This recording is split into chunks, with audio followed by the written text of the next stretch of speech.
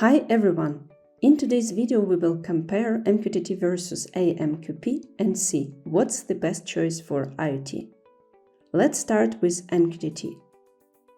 MQTT is a communication protocol designed for the Internet of Things, with publish-subscribe messaging as its core. The MQTT server, also known as the broker, allows you to inspect and manage connected IoT devices and messages. Let's have a look at the primary features of MQTT.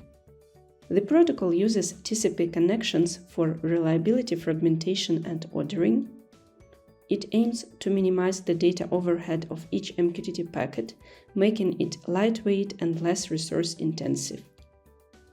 The MQTT protocol supports bidirectional message flow. This means that data can flow from MQTT publishers to subscribers, and data can flow from subscribers to publishers via the same TCP connection. As mentioned, the MQTT protocol supports publish-subscribe routing through a central MQTT server, which allows the easy addition of more consumers and producers of data.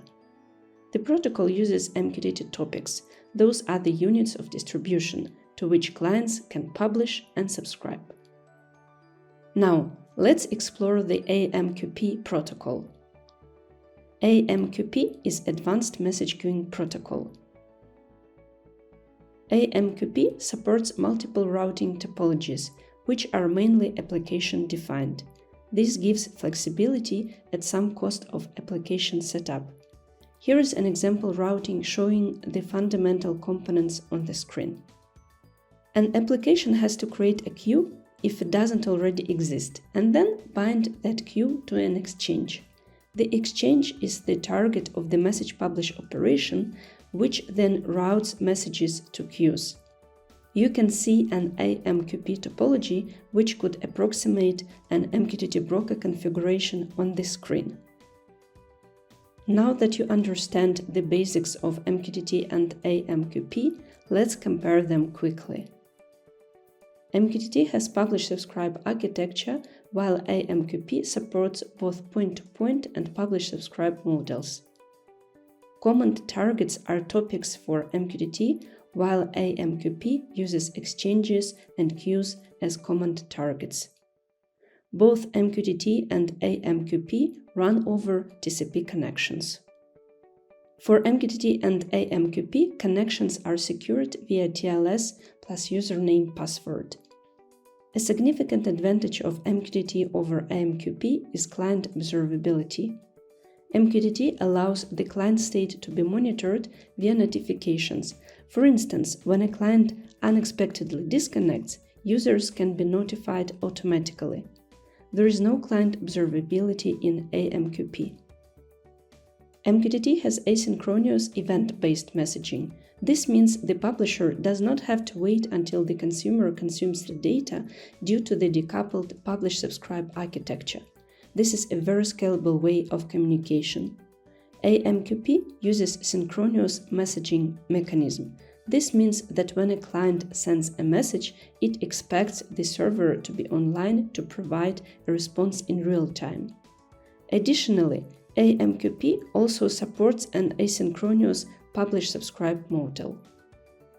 In MQTT, the broker can queue messages for disconnected subscribers.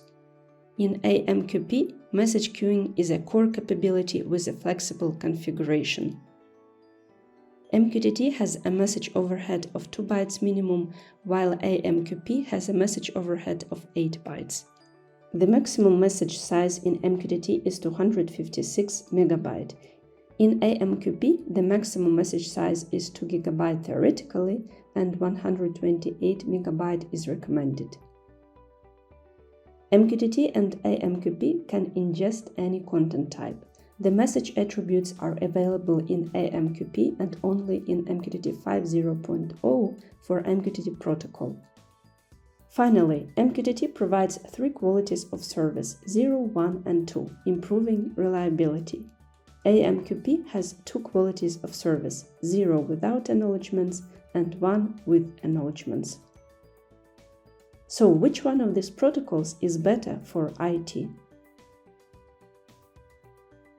AMQP was not created for IoT use cases. It is a general-purpose messaging queuing protocol that is more complex than MQTT and a greater overhead on the wire for IoT. MQTT was designed for IoT, especially connecting devices to a central IT infrastructure, so it really does shine at that. Its simplicity but effectiveness in building IoT solutions makes it the best choice. Check out our full blog post on MQTT versus AMQP for IoT for a more detailed comparison. Watch our MQTT Essentials playlist to learn more about MQTT. Stay tuned and see you in the next video.